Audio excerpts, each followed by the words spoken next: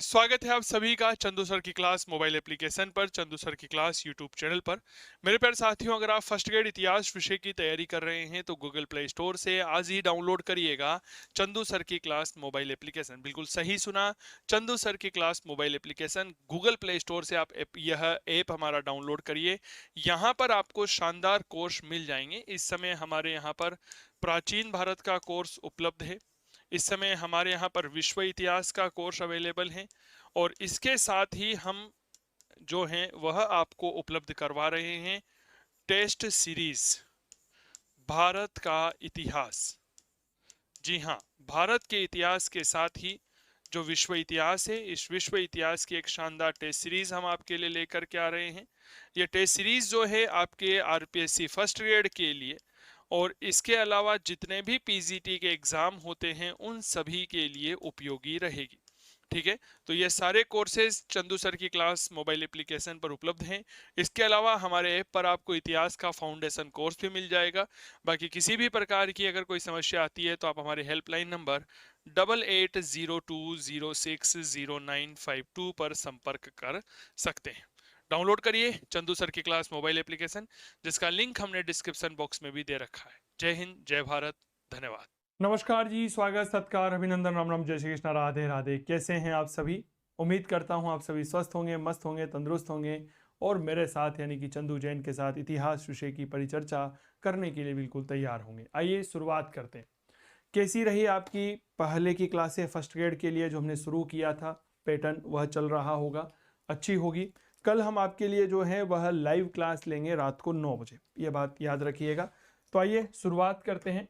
मेरे प्यारे साथियों, व्याख्याता सीरीज है इतिहास की, पेपर फर्स्ट, क्लास नंबर 5 है, भाग 2 है, मुगल काल पढ़ रहे हैं, साहित्य, कला और स्थापत्य। इसकी आज हम दूसरी क्लास आप सभी प्यारे साथियों के लिए लेकर के आ रहे हैं। इसके पहले की क्लास में हमने बाबर और हुमायूं के बारे में चर्चा कर ली थी, एक बार उनको देख लेते हैं, फिर हम हमारी चर्चाओं को आगे बढ़ाते हैं। बाबर संस्थापक था मुगल वंश का। स्थापत्य नूर ए अफगन बाग बनवाया आगरा में, संभल मस्जिद पानीपत में, काबुली बाग की मस्जिद का यह निर्माण करवा देता है पानीपत हरियाणा में, बाबरी मस्जिद बनाई अयोध्या यूपी में, बाबर के मंत्री मीर बाकी ने इसका निर्माण करवाया। साहित्य, बाबर स्वयं साहित्यकार था, इसका एक ग्रंथ है बाबर नामा। तुजू के बाबरी लिखी है, बाबर की आत्मकथा है, तुर्की भाषा में है, फारसी अनुवाद अब्दुल रहीम खान खाना ने किया था, अंग्रेजी अनुवाद श्रीमती एएस बेवरीज के द्वारा किया गया था। बाबरनामा के अनुसार भारत का सबसे शक्तिशाली राज्य विजयनगर है। भारत का सबसे शक्तिशाली राजा मेवाड़ के राणा सांगा थे। बाबर की कविताओं का संग्रह दीवान कहलाता है। संगीत कला, बाबर स्वयं ईरानी तंबूरा बजाया करते थे। चित्रकला बजाया करता था। चित्रकला, बाबर के समय का प्रसिद्ध चित्रकार बिहजाद था, जिसे पूर्व का राफेल कहा जाता है। हुमायूं, साहित्य लिखा है गुलबदन बेगम ने, इसकी बहन थी हुमायूं नामा। यह हरम पर लिखी गई पहली किताब है। चांदमीर कानून हुमायूनी, मिर्जा हैदर दोगलक, तारीख रशीदी, रिस्कुल्ला मुस्ताकी, वाकयात मुस्ताकी, जोहर आफ्ताबीजी, तस्किरातुल वाकयात, ये लिखा है। आइए हम इसके आगे की हमारी चर्चाओं को आपके बीच में रखते हैं। देखिएगा मित्रों, अगला मुगल बादशाह जो आता है उसका नाम होता है अकबर। ठीक है, इसकी एक अपनी अलग नीति थी। 1556 में हुमायूं की मृत्यु के बाद राजा बना, 1605 ईस्वी तक राजा रहा। लगभग 49 ईयर्स यह शासन करता है। ठीक है, हुमायूं और हमीदा बानो बेगम का पुत्र था और जब इसने अपने जीवन की शुरुआत करी तो इसका संरक्षक बैराम खान था। बैराम खान की मृत्यु के बाद इसकी जो दाई माँ थी महम अनगा, वह इसकी संरक्षिका के तौर पर कार्य करती है और उसका शासनकाल पर्दा शासन या पेटिकोट शासन या हरम शासन के रूप में जाना जाता है। कभी इनके बारे में चर्चा करेंगे जब राजनीतिक इतिहास पढ़ाएंगे, चूंकि फर्स्ट ग्रेड जीके में राजनीतिक इतिहास नहीं है।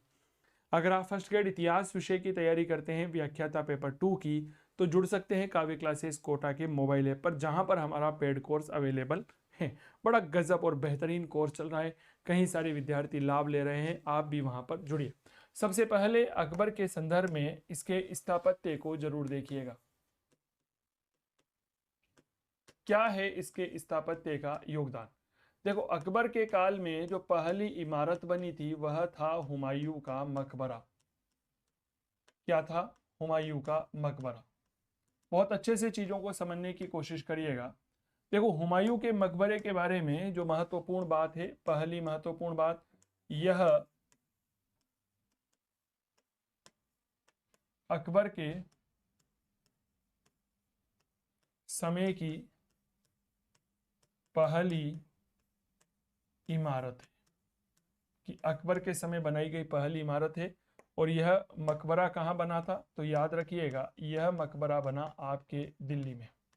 ठीक है, इसका निर्माण किसने करवाया? एक बार मैं हुमायूं के मकबरे में गया, जब दिल्ली रहा करता था, यूपीएससी की तैयारी करते थे, तो मैंने कहा यार यहाँ पर बहुत सारे लोग घूमने आए हुए हैं, तो इनसे पूछे कि इसका निर्माण किसने करवाया। मैंने 4-5 लोगों से पूछा, सबने यही कहा कि साहब इस मकबरे का निर्माण जो है वह अकबर ने करवाया। नहीं मेरे दोस्त, अकबर के काल की पहली इमारत है, लेकिन अकबर ने नहीं बनाई थी, ये बात याद रखिएगा। इसका निर्माण हुमायूं की पत्नी हाजी बेगम या बेगा बेगम ने करवाया था। इसका निर्माण किसने करवाया? निर्माण करवाने वाली महिला थी निर्माण हुमायूं की बेगम, और इस बेगम का नाम होता है बेगा बेगम या बेगा बेगम या हाजी बेगम। क्या बात क्लियर हो गई? इसने इस मकबरे का निर्माण करवाया था, चाहे वह हाजी बेगम कह लीजिए या बेगा बेगम कह लीजिए, इनमें कोई बहुत ज़्यादा बड़ी बात नहीं है, यह एक ही है। इतना गजब का बना हुआ है कि इसे ताजमहल का पूर्वगामी कहते हैं। चार बाग पद्धति पर निर्मित है, दोहरे गुंबद का प्रयोग किया गया और वास्तुकार होता है मिर्जा गयास बेग। यानी कि इसका जो डिजाइन तैयार किया था वह किसने तैयार किया था? डिजाइनर कौन था, आर्किटेक्ट कौन था? तो याद रखिएगा वह था मिर्जा गयास बेग। अब इसमें कुछ बात समझिए, जैसे इसमें क्या कहते हैं, इसे ताजमहल का पूर्वगामी कहते हैं। अब ये ताजमहल का पूर्वगामी क्यों कहते हैं? इतना सुंदर बना हुआ है कि ऐसा लगता है कि ताजमहल को बनाने की जो एक क्या कहते हैं उसको, एक विचार है, वह विचार यहीं से लिया गया है। क्लियर हो गई? इसमें दोहरे गुंबद का प्रयोग किया गया है। किसका प्रयोग किया गया है? याद रखिएगा दोहरे गुंबद का प्रयोग किया गया। दोहरा गुंबद क्या होता है, थोड़ा सा इसे समझिए। देखिए मान लीजिए यह आर्किटेक्ट है, आर्किटेक्ट के अंदर एक गुंबद हमने तैयार कर लिया, इसी गुंबद के समानांतर हमने एक और गुंबद तैयार कर लिया। ये हो गया हमारा पहला गुंबद, ये हो गया हमारा दूसरा गुंबद। तो बताओ कितने गुंबद हो गए? कुल मिलाकर गुंबदों की संख्या हो गई 2। इसीलिए इसे क्या कहा जाता है? दोहरा गुंबद कहा जाता है। भारत में सबसे पहले चार बाग पद्धति को लेकर आए मुगल। कौन लेकर आए? मुगल। इसीलिए कहा जाता है यह चार बाग पद्धति पर बना हुआ है। कौन सी पद्धति पर बना हुआ है? तो याद रखिएगा चार बाग पद्धति पर बना हुआ है। चार बाग पद्धति क्या होती है इसे समझिए। जैसे एक हमने मैदान लिया, इस तरह से अनुमान लीजिए, कल्पना करें, ठीक है, डिजाइन बहुत अच्छी नहीं बनाता हूं। बीच में हमने क्या बना दी? इमारत तैयार कर दी, और इसके चारों तरफ जो हैं वह हमने क्या लगा दिए? पौधे लगा दिए। क्या लगा दिए भैया? पौधे लगा दिए। ये होती है चार बाग पद्धति। समझ में आ गई? इमारत के चारों तरफ गार्डन बना देना, इसे हम कहते हैं चार बाग पद्धति। क्लियर हो गई? तो हुमायूं का मकबरा अकबर के जीवन काल की पहली इमारत है, अकबर के शासन की पहली इमारत के तौर पर हम इसे जानते हैं। क्या ये बात क्लियर हो गई? कंसेप्ट क्लियर होना चाहिए। चलिए इसके बाद जब हम आगे बढ़ते हैं तो मेरे दोस्त दूसरा महत्वपूर्ण स्थापत्य आता है फतेहपुर सीकरी।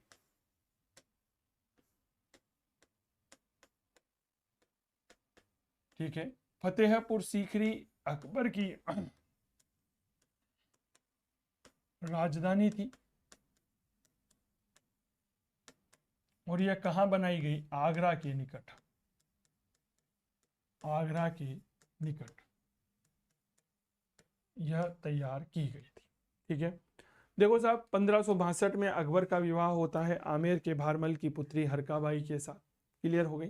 उसके कुछ समय के बाद नई राजधानी की जो है आवश्यकता महसूस की गई। तो 1569 में फतेहपुर सीकरी की नींव रखी। 1571 में यह बनकर के पूर्ण हुआ और इसे राजधानी बनाया 1573 में। चलिए, सबसे पहले याद रखिएगा नींव कब रखी गई? 1569 में। ठीक है, इसका निर्माण पूरा कब हुआ? निर्माण पूर्ण हुआ 1571 में। ईस्वी की बात कर रहा हूं। और इसे अकबर अपनी राजधानी कब बनाता है? राजधानी बनाया गया 1573 में, 1573 ईस्वी। इसका वास्तुकार कौन था? याद रखिएगा, इसका वास्तुकार था शेख बाहुद्दीन। नाम इंपॉर्टेंट है परीक्षा के दृष्टिकोण से। बाहुद्दीन जो है वह इसका वास्तुकार था। एक बार क्या हुआ, कला मर्मज्ञ फर्ग्यूसन, आपने नाम जरूर सुना होगा, घूमते टहलते इतराते डोलते बहराते हुए कहाँ पहुंचा? फतेहपुर सीकरी पहुंचा। उसकी नजर फतेहपुर सीकरी पर पड़ी। जब वह फतेहपुर सीकरी को देखता है तो कहता है यह एक ऐसा स्थापत्य है जो किसी महान व्यक्ति के दिमाग की उपज है। क्या कहता है फर्ग्यूसन? कि यह किसी महान व्यक्ति के दिमाग की उपज है। तो फतेहपुर सीकरी के बारे में क्या कहा गया है? यह किसी महान व्यक्ति के दिमाग की उपज है। यह बात किसने कही है? यह बात कही है फर्ग्यूसन ने। किसने कही है? याद रखिएगा, फर्ग्यूसन यह बात कहता है कि फतेहपुर सीकरी जो है वह किसी महान व्यक्ति के दिमाग की उपज है। ठीक है, वास्तविकता में जब हम अबुल फजल की आईने अकबरी पढ़ते हैं तो उसमें भी यह पता चलता है कि अकबर ने दिल और दिमाग से योजना बनाई किसके? भवन के निर्माण की। पत्थर और गारे से उसे वह वास्तविक रूप देता चला गया। तो अकबर का शासनकाल स्थापत्य के क्षेत्र में बेहद महत्वपूर्ण माना जाता है, इसमें कोई दो राय नहीं है। क्या ये बात क्लियर हो गई? और उसने काफी अच्छा काम किया। अब फतेहपुर सीकरी में उसने कई सारी इमारतों का निर्माण करवाया, तो इनको जरूर देखिए। फतेहपुर सीकरी की इमारतें कौन कौन सी ऐसी इमारतें हैं जो फतेहपुर सीकरी में अकबर के द्वारा बनवाई गई थी, इनको थोड़ा सा समझिए। जैसे जब कोई भी नई राजधानी तैयार की जाती है तो वहां पर दो इमारतें बहुत कॉमन बनती है। एक तो दीवान ए आम। दीवान ए आम का तात्पर्य होता है वह स्थान जहां पर आम जनता आकर के राजा के साथ मुलाकात करती है। दूसरा होता है दीवान ए खास। यह वह स्थान होता है जहां पर खास लोग यानी कि मंत्री परिषद जो होती है उसके सदस्य राजा से मुलाकात करते हैं। ठीक है, यहीं पर बनाया गया जोधाबाई का महल। जोधाबाई का महल क्लियर हो गई। यहीं पर बनाया गया बीरबल का महल। बीरबल का महल कहां बनाया गया? फतेहपुर सीकरी में तैयार किया गया। यहीं पर तैयार किया गया तुर्की सुल्ताना का महल। क्या तैयार किया गया? तुर्की सुल्ताना का महल। तुर्की सुल्ताना के महल को पर्सी ब्राउन ने मुगल स्थापत्य कला का रत्न कहकर संबोधित किया है। तो याद रखिएगा, तुर्की सुल्ताना का महल। ठीक है, इसके बारे में दो बातें याद रखिए कि पर्सी ब्राउन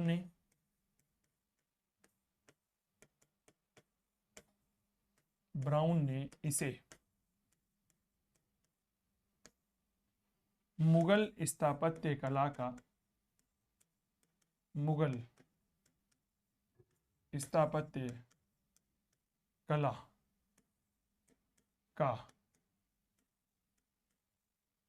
रत्न कहा है कि भाई ये क्या था? मुगल स्थापत्य कला का रत्न था। दूसरा, यहां पर बनाया गया पंच महल। यह बौद्ध शैली में बना हुआ है और कहा जाता है कि पंच महल जो है यह 5 मंजिला है और इसमें कोई दीवार नहीं है। ठीक है, तो यह कितनी मंजिला है? तो याद रखिएगा 5 मंजिला इमारत है और यह बौद्ध शैली में बना हुआ है।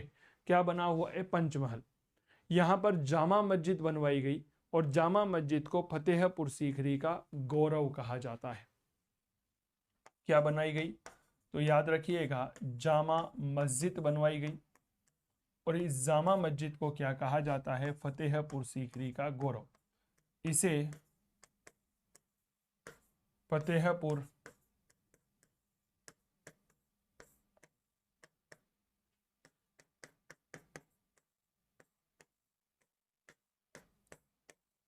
सीकरी का गौरव कहते हैं। बताओ क्या कहते हैं भैया इसे? फतेहपुर सीकरी का गौरव कहते हैं। क्या ये बात क्लियर हो गई? किसे कहते हैं? जामा मस्जिद को। तो ये कुछ महत्वपूर्ण इमारत है। ऐसे तो यहाँ पर शेख सलीम चिश्ती का मकबरा भी है और कहीं ना कहीं बुलंद दरवाजा बनाया अकबर ने 1573 की गुजरात विजय के उपलक्ष्य में। तो एक लाइन और लिखिए, शेख सलीम चिश्ती का मकबरा है, ठीक है। और यहां पर क्या बना हुआ है? बुलंद दरवाजा बना हुआ है। यह 1573 की गुजरात विजय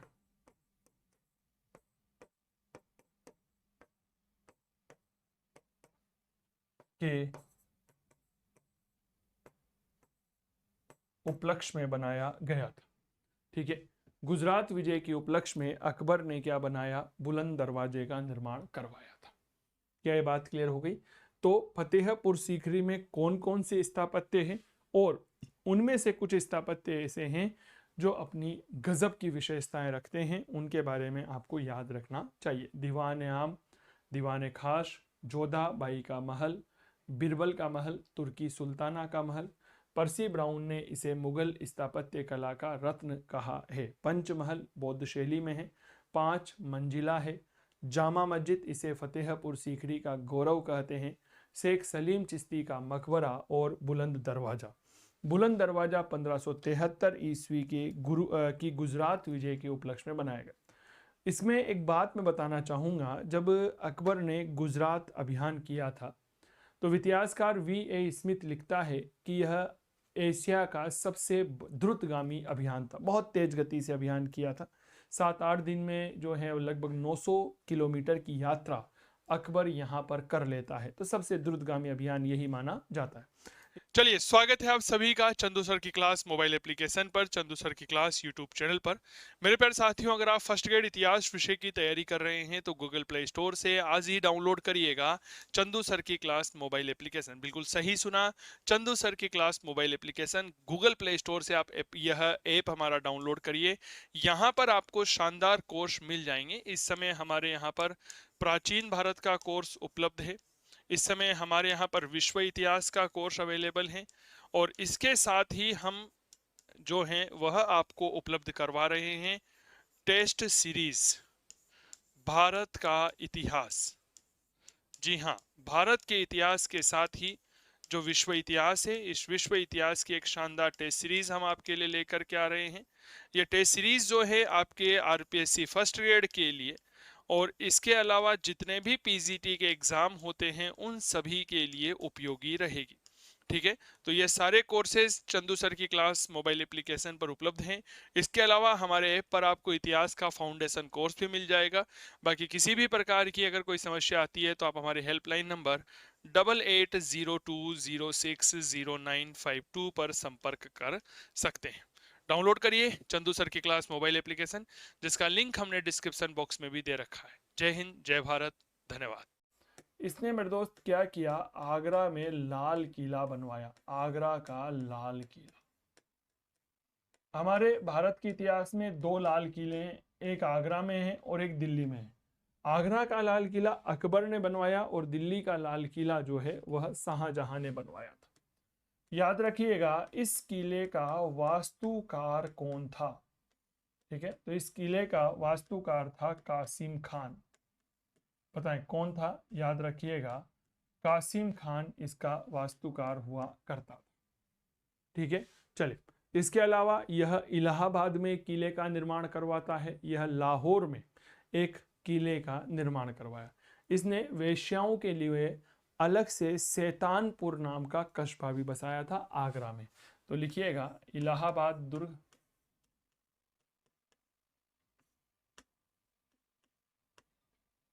ठीक है। चलिए, इसके बाद लाहौर का किला, इसके बाद शैतानपुर कस्बा कहाँ बनवाया? आगरा उत्तर प्रदेश में, ठीक है। यह किसके लिए तैयार करवाया था? वेश्याओं के निवास हेतु।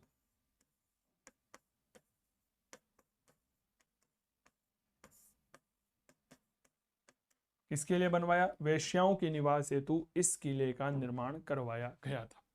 तो आगरा का लाल किला वास्तुकार काशिम खान है। इलाहाबाद, लाहौर का किला, इसके अलावा शैतानपुर नाम का एक कस्बा यह बसाता है। कहाँ बसाता है? तो याद रखिएगा आगरा में। विशेष तौर पर क्या है इस शैतानपुर कस्बे की? यह कस्बा बसाया गया था मूल रूप से किनके लिए? वेश्याओं के लिए। क्लियर हो गई?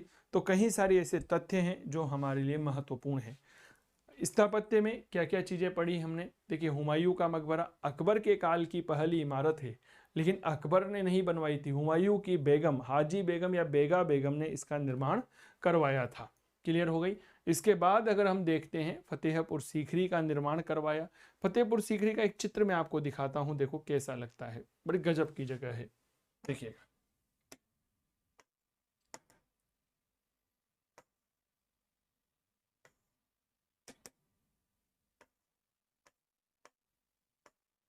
यह है सर फतेहपुर सीकरी, देखिए कितने खूबसूरत बना हुआ है। देखिए यह है फतेहपुर सीकरी, बड़ा गजब का व्यू है। यह वही जगह है जहां पर फतेहपुर सीकरी में अकबर रहा करता होगा।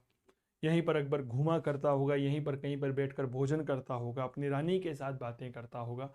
यही वह जगह है जहां पर अकबर बैठ करके भविष्य भारत के लिए शासन का निर्धारण करता होगा, शक्तियों को पराजित करने के लिए रूपरेखा बनाता होगा, सैन्य शक्ति का निर्माण करता होगा। यही वह जगह है जहां पर भारत का सम्राट जहांगीर पला बड़ा होगा। यही वह जगह है मेरे दोस्त, देख लीजिए, जहां से कुछ समय के लिए भारत की राजनीतिक शक्ति का संचालन हुआ होगा।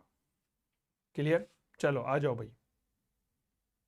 इसके बाद अगर हम थोड़ी सी स्थापत्य के बाद अगर हम चर्चा करते हैं तो याद रखिएगा हमारे लिए महत्वपूर्ण बनता है अकबर का साहित्य।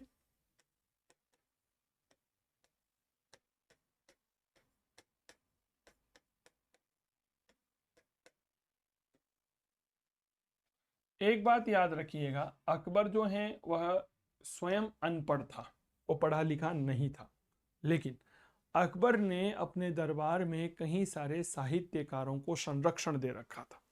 अनपढ़ होते हुए भी अकबर ने कई सारे बहुत अच्छे कार्य किए थे, इस बात को याद रखिएगा। चलिए, इसके दरबार का एक नवरत्न था, नाम था अबुल फजल। उसने अकबर नामा नाम का ग्रंथ लिखा है। क्लियर हो गई?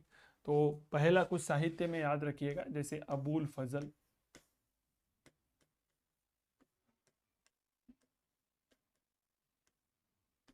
और इस अबुल फजल ने क्या लिखा है?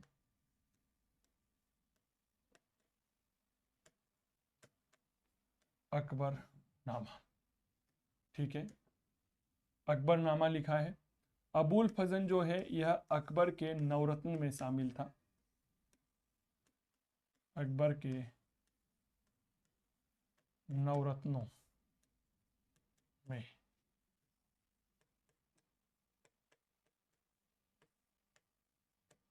शामिल था, ठीक है।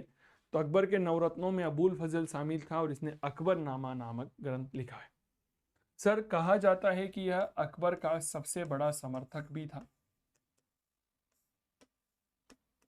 अकबर का समर्थक था। इतिहासकार V.A. स्मिथ ने इसे चाटुकार या अकबर का चमचा कहा है। V.A. स्मिथ ने इसे अकबर का चमचा कहा है। ठीक है, अकबर का क्या था, यह चमचा था। तो इस तरह से आप समझिएगा। इसके बाद अकबर का सबसे बड़ा विरोधी व्यक्ति था बदायूनी। बदायूनी ने किताब लिखी है मुक्तब उत तवारिक।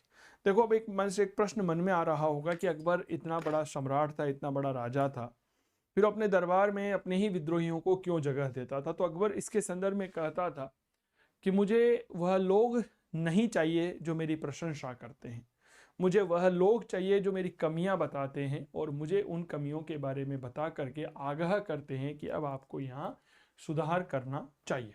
तो बदायूनी उनमें से एक था। तो नंबर 2 पर लिखिएगा,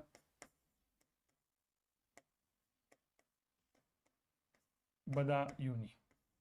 और इसने किताब क्या लिखी है, मुंतखब उत तवारिक। कौन सी किताब लिखी है, मुंतखब उत तवारिक।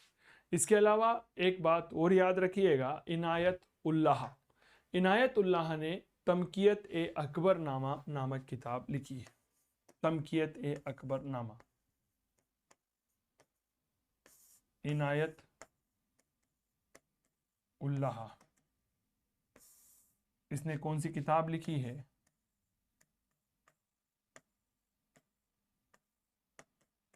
तमकियत ए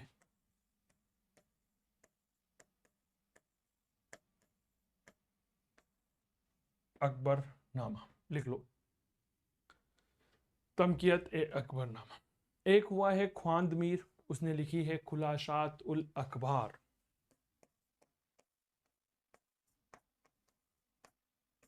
ख्वांदा मीर,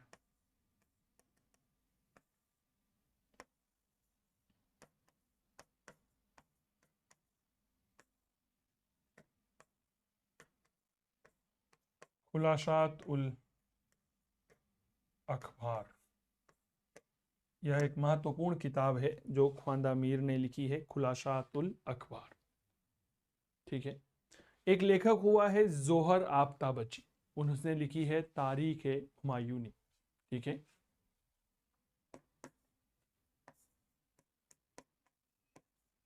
जोहर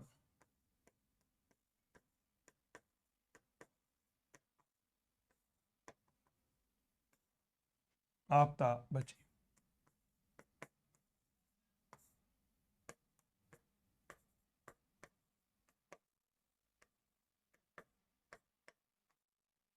तारीख हुमायूनी।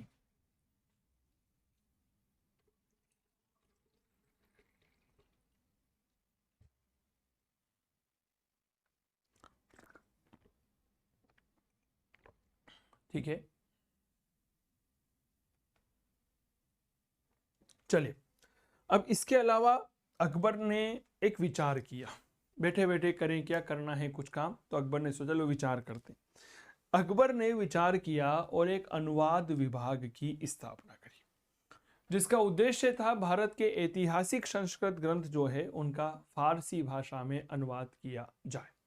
इस अनुवाद विभाग का अध्यक्ष बनाया गया फैजी को, जिसके अंतर्गत महाभारत, रामायण और पंचतंत्र का फारसी भाषा में अनुवाद हुआ। चलिए आगे बात करते हैं, अनुवाद विभाग।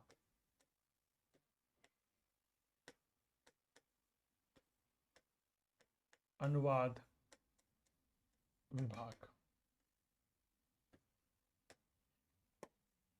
समझिएगा क्यों बनाया। पहली बड़ी बात,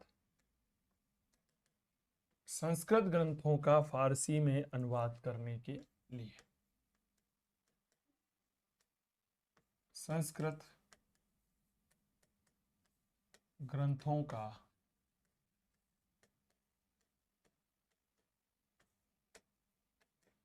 फारसी में अनुवाद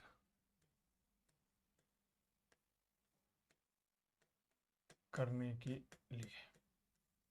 पहली बात, ठीक है, कि भाई अकबर क्या चाहता था कि जो संस्कृत के ग्रंथ हैं उनका फारसी में अनुवाद हो जाए। दूसरी बात कि साहब इसके अध्यक्ष कौन थे?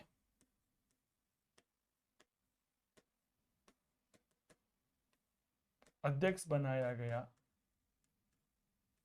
फेजी को। अब फेजी वैसे वास्तविकता में देखना चाहते हैं तो याद रखिएगा यह अबुल फजल का भाई था। अबुल फजल का भाई था, ब्रदर ऑफ अबुल फजल। अब इसने क्या क्या ग्रंथ हैं जिनका अनुवाद किया गया उनको समझिएगा। तो इसके अंतर्गत जो विशेष तौर पे जो संस्कृत ग्रंथ थे इनको कन्वर्ट किया गया किसमें मेरे दोस्त?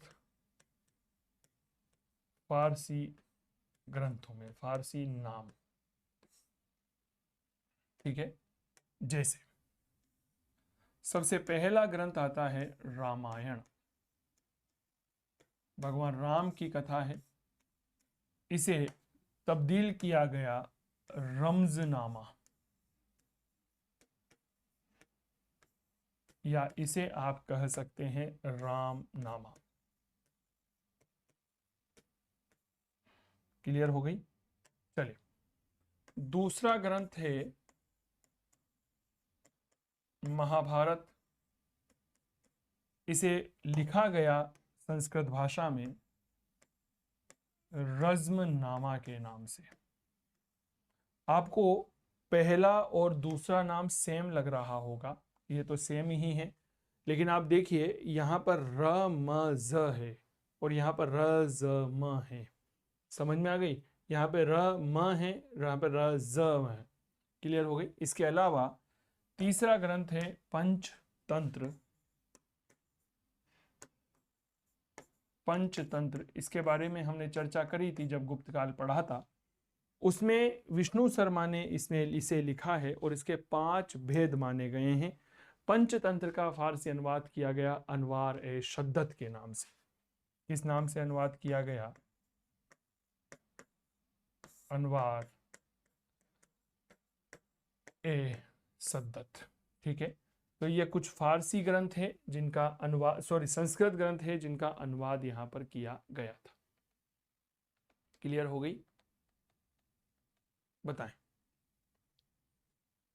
तो संस्कृत ग्रंथ में रामायण का रमजनामा, रामनामा, महाभारत का रज्मनामा, पंचतंत्र का अनवार ए सद्दत के नाम से यहां पर अनुवाद हमें मिलता है। यह बात बिल्कुल याद रखिएगा। ठीक है, अकबर के समय का इतिहास बेहद गजब का है। इनको टू भी कंटिन्यू करेंगे नेक्स्ट क्लास में, क्योंकि बहुत विस्तार से पढ़ना है। आज हमने अकबर के संदर्भ में मूल रूप से बात करी कि अकबर के समय का स्थापत्य क्या क्या है। स्थापत्य के बाद फतेहपुर सीकरी का इतिहास देखा। उसके बाद हमने अकबर के समय के साहित्य पर चर्चा करते हुए अनुवाद विभाग की चर्चा की। चलिए, स्वागत है आप सभी का चंदू सर की क्लास मोबाइल एप्लीकेशन पर, चंदू सर की क्लास यूट्यूब चैनल पर। मेरे प्यारे साथियों, अगर आप फर्स्ट ग्रेड इतिहास विषय की तैयारी कर रहे हैं तो गूगल प्ले स्टोर से आज ही डाउनलोड करिएगा चंदू सर की क्लास मोबाइल एप्लीकेशन। बिल्कुल सही सुना, चंदू सर की class mobile application. Google play store से आप यह ऐप हमारा डाउनलोड करिए। यहाँ पर आपको शानदार कोर्स मिल जाएंगे। इस समय हमारे यहाँ पर प्राचीन भारत का कोर्स उपलब्ध है। इस समय हमारे यहाँ पर विश्व इतिहास का कोर्स अवेलेबल है, और इसके साथ ही हम जो हैं वह आपको उपलब्ध करवा रहे हैं टेस्ट सीरीज भारत का इतिहास। जी हाँ, भारत के इतिहास के साथ ही जो विश्व इतिहास है, इस विश्व इतिहास की एक शानदार टेस्ट सीरीज हम आपके लिए लेकर के आ रहे हैं। यह टेस्ट सीरीज जो है आपके आरपीएससी फर्स्ट ग्रेड के लिए और इसके अलावा जितने भी पीजीटी के एग्जाम होते हैं उन सभी के लिए उपयोगी रहेगी। ठीक है, तो ये सारे कोर्सेज चंदू सर की क्लास मोबाइल एप्लीकेशन पर उपलब्ध हैं। इसके अलावा हमारे ऐप पर आपको इतिहास का फाउंडेशन कोर्स भी मिल जाएगा। बाकी किसी भी प्रकार की अगर कोई समस्या आती है तो आप हमारे हेल्पलाइन नंबर 8802060952 पर संपर्क कर सकते हैं। डाउनलोड करिए चंदू सर की क्लास मोबाइल एप्लीकेशन, जिसका लिंक हमने डिस्क्रिप्शन बॉक्स में भी दे रखा है। जय हिंद, जय भारत, धन्यवाद।